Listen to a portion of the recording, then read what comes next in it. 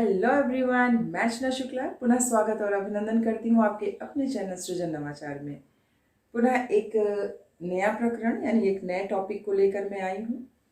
आप मेरे वीडियो को बहुत स्नेह देते हैं, उसके लिए दिल से आभार है। मेरा अपना तरीका होता है, जिस तरीके को मैं वीडियो में लेकर आती हूँ, किस तरीके से बच्चे के दिमाग में वो सब चीज़ें डाल सकते हैं, तो इस वजह से मेरा बिल्कुल नया और यूनिक तरीका होता है।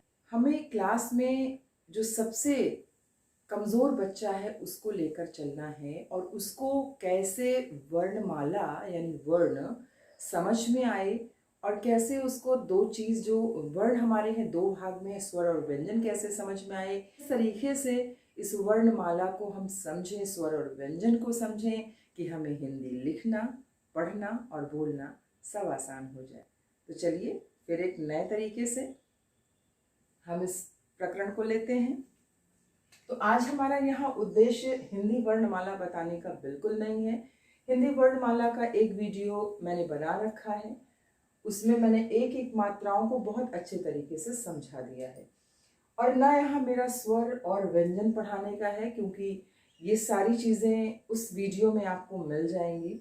लेकिन यहाँ समझाने के लिए, क्योंकि स्वर जो होता है वो हमारी मात्राएं होती हैं और ये व्यंजन है, ये बिना स्वर की सहायता से नहीं बोले जा सकते हैं। तो यहाँ आ से लेकर आओ तक ये हमारा क्या है, ये स्वर है जो मात्राओं के रूप में प्रयोग किया जाता है व्यंजन के साथ।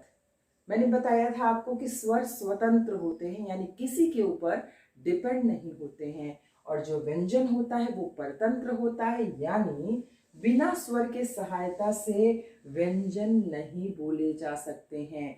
इस व्यंजन को कहीं भी अपने आप को प्रस्तुत करना पड़े, प्रेजेंट करना पड़े, तो बिना इसकी सहायता से ये एक कदम भी नहीं चल सकते हैं।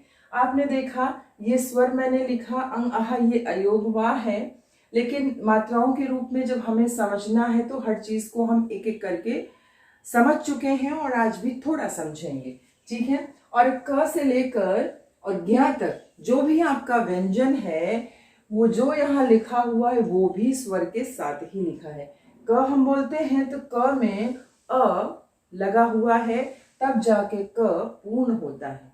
औरों के लिए इसको इससे रिक्वेस्ट करना पड़ता है, इसको इससे प्रार्थना करनी पड़ती है कि भाई आ जा, मेरे में लग जा, मैं एक नया शब्द बन जाऊं।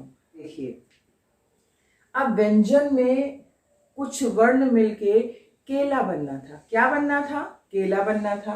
अब देखिए, अब ये लिखा क्या है? ये लिखा है कल।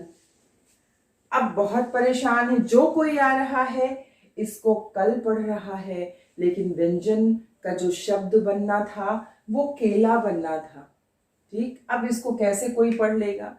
अब का बड़ा परेशान होता है, कहता है यार मैं तो केला हूं, मैं बनना चाह रहा हूं और मैं केला हूं भी, लेकिन लोग मुझे कल पढ़ रहे हैं। फिर वो किससे रिक्वेस्ट करेगा, किसके पास जाएगा और कहेगा भाई मेरे में लग जाओ, तो लोग मुझे के पढ़ने लग जाएंगे। तो वो किसके पास जाएगा? वो ए के पास जाएगा। किसके पास जाएगा? ए के पास जाएगा। और ए का सिंबल क्या होता है?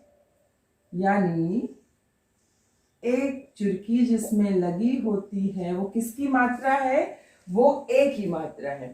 अब ये इसके पास जाता है तो इसने कहा चल भाई मैं लग जाता हूं तेरे में, तू भी क्या सोचेगा। अब देख, इसने कहा चलो मैं लग जाता हूं आपके साथ, आप भी क्या सोचोगे। अब का बड़ा खुश हुआ क्योंकि का के बन गया। अब तब भी लोग उसको केला नहीं पढ़ रहे हैं, उसको क्या पढ़ रहे हैं? उसको पढ़ रहे हैं केल। अब ला किसके पास जाएगा? अब ला कहा भाई तू बन गया, मैं रह गया। अब ला किसके पास जाएगा? ला जाएगा आ स्वर के पास जाएगा। किसके पास जाएगा? आ के पास जाएगा। मैंने बताया है कि जब हम अ पढ़ते हैं तो मुंह थोड़ा बंद होता है, जो आ पढ़ते हैं तो मुंह इतना बड़ा खुल जाता है। अब ये भी बोला चल भाई मैं लग जाता हूं, और ये यहां लग गया। तो हमने क्या पढ़ लिया इसको? के और ल। जब इस तरीके से बच्चों को हम खेल खेल विधि में पढ़ाते हैं तो बच्चों का जो ज्ञान होता है ना वो स्थायित्व ले लेता है, और भविष्य में वो न लिखने में और ना पढ़ने में कोई गलती करते हैं। अब चलिए, केला तो बन गया, ठीक, ये समझ में आ गया। अब क्या हुआ कि एक लोगों को बनना था, अब सारे वर्ण को मिलकर क्या बनना है, समोसा बनना है। क्या बनना है, समोसा बनना है। अब देखिए, स म और स, अब कोई भी आ रहा है तो इसको समझ पड़ रहा है। अब वर्ण, भाई जो ये व्यंजन वाले वर्ण बड़े परेशान हैं, कह रहे हैं इसमें तो अ लगा रहता है, बहुत अच्छा है, इसमें भी लगा है, इसमें भी लगा है, लेकिन सब हमको ये पढ़ रहे हैं, अब मैं क्या करूं। अब बड़ा उनके दिमाग में उथल पुथल फिर मची। फिर वो किसके पास जाएगा, अब सा तो बड़ा खुश है, भाई मेरे को किसी के पास नहीं जाना है, मेरे साथ ये आ लगा हुआ है तो मैं पूर्ण हूं। अब माँ को किसके पास जाना पड़ेगा, मो, ओ की मात्रा क्या बताया था, एक चुरकी और एक डंडा। अब माँ को किसके पास जाना पड़ेगा, ओ के पास जाना पड़ेगा। किसके पास, ओ के पास। अब भैया ओ ने कहा चलिए भैया मैं लग जाता हूं। अब देखो, अब माँ भी खुश, लेकिन सा थोड़ा नाराज है, क्योंकि अब समोस हो गया। अब समोसा होने के लिए उसको किसके पास जाना पड़ेगा, उसको अ के पास जाना पड़ेगा। फिर यहाँ डंडा लग गया तो क्या बन गया, समोसा।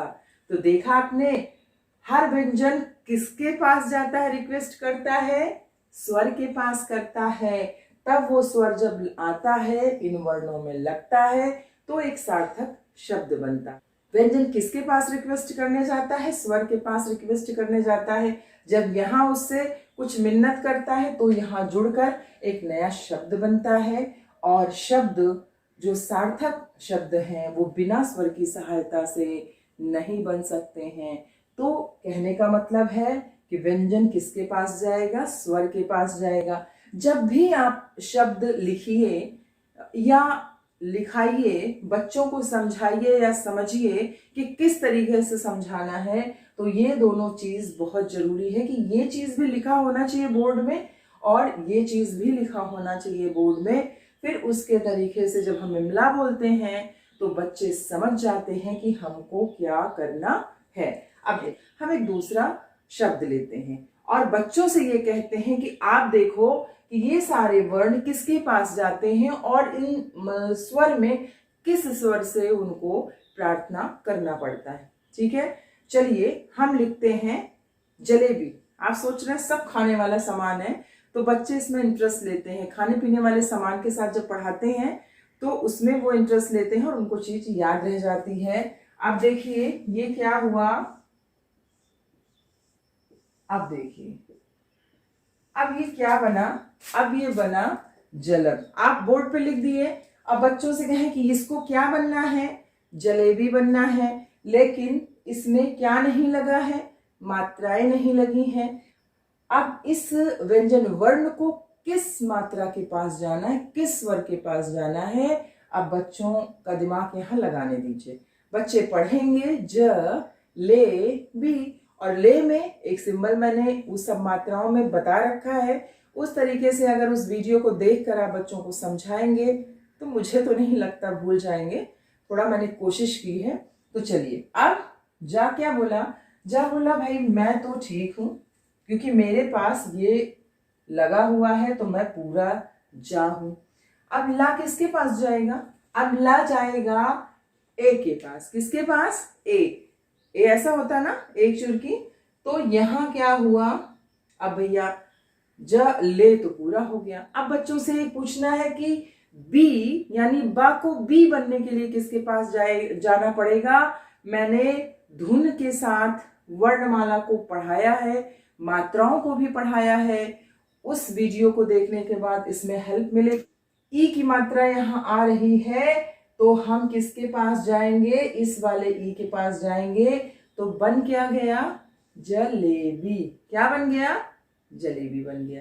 तो कुछ ढंग बदलेंगे, कुछ तरीका बदलेंगे तो बच्चों को उसमें समझ में आएगा और बच्चे कुछ करने का प्रयास करेंगे। चलिए एक शब्द और लेते हैं और बच्चों से कहते हैं कि मौसा आपके घर में आए हैं। कौन आया है, मौसा आपके घर में आए हैं। तो मौसा बनने के लिए कितने वर्ण हो गए, ये मैंने इमला में भी बहुत अच्छे तरीके से गिनती विधि के द्वारा बताया है। बिल्कुल नए तरीके से इमला कैसे बच्चों को बोला जाए और बच्चे कैसे उसको जहन में रख के लिखें, ये बताया है। आप लोगों ने उस वीडियो को बहुत स्नेह दिया है, उसके लिए मैं धन्यवाद करती हूँ। तो देखिए, अब हमको क्या बोलना है, लिखना है मौसा। हमने बच्चों को बताया लिखो मौसा, तो क्या हुआ, अब मस लिख गया। अब उनको ये बताना है कि माँ में आओ कहाँ निकल रहा है, यानी औ का ध्वनि निकल रहा है। तो औ की मात्रा कैसे होती है, औ की मात्रा मैंने बताया है 2 चुटकी और 1 डंडा। तो बच्चे तुरंत मौ कर लेंगे कि मैम ये यहां जाएगा, तो मौ हो गया, लेकिन अब भी मौस है। अब ये भी बता रखा है कि जहां आ की मात्रा लगेगी, आ की वहां मुंह इतना बड़ा खुलेगा, तो तुरंत ये समझ जाएंगे हमको यहां जाना है, और आ के क्या लगा देंगे, मौ और सा। तो देखा आपने, जब हम बच्चों को करके सीखने का मौका देते हैं तो कुछ नया निकल कर आता है। तो फिर एक नए वीडियो के साथ, बिल्कुल अपने तरीके के साथ मैं आपके समक्ष पुनः उपस्थित होती हूँ। तब तक के लिए बाय बाय।